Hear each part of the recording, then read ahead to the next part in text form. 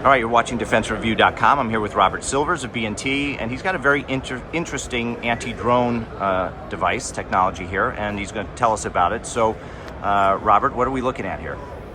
This is our project called Hardkill, and it's currently funded by the U.S. Air Force through a innovation project called AF Works. And it's a joint project. There's a company, Blue Ether, and B&T, we're working together. And it's a anti-UAS system, otherwise known as drones.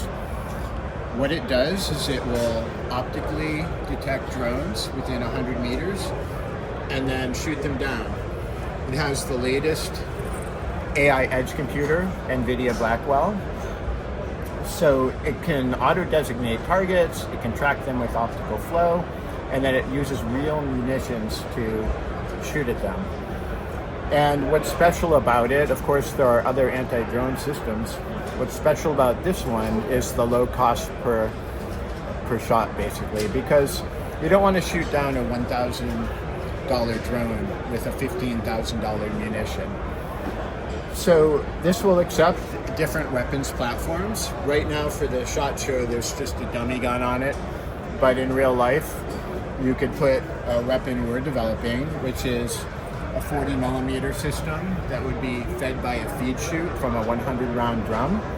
And it's a beehive round, so it uses low cost 22 LR and would be 15 shots per burst, basically.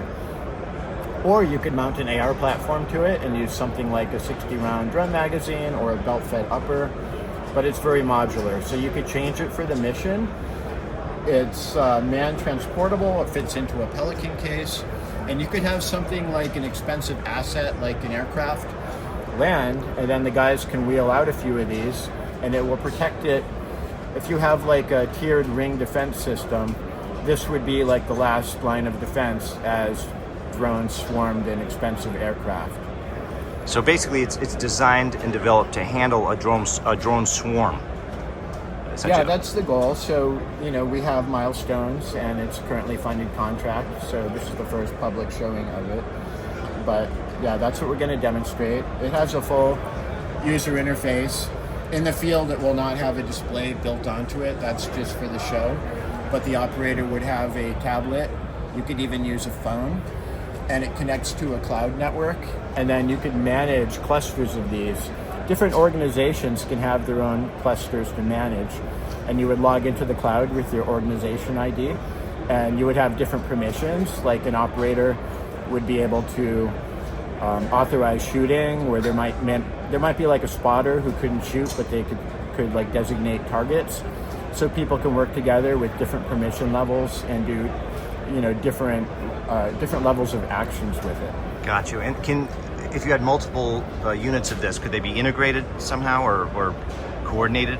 Yeah, they are. So they would connect. You would connect to your organization, the different units, and then you see them all in the interface. Gotcha. And there's other analogies for this kind of management, like for 3D print farms, for example. You may have 100 printers, and one operator can manage all of them. And my cloud interface for B&T works the same way. Very cool. Well, thank you, Robert. Really appreciate it. Very cool technology. And it's just nice to meet you, and thanks for telling us about it. Sure, thank you. All right, you're watching DefenseReview.com. We're at SHOT Show 2026.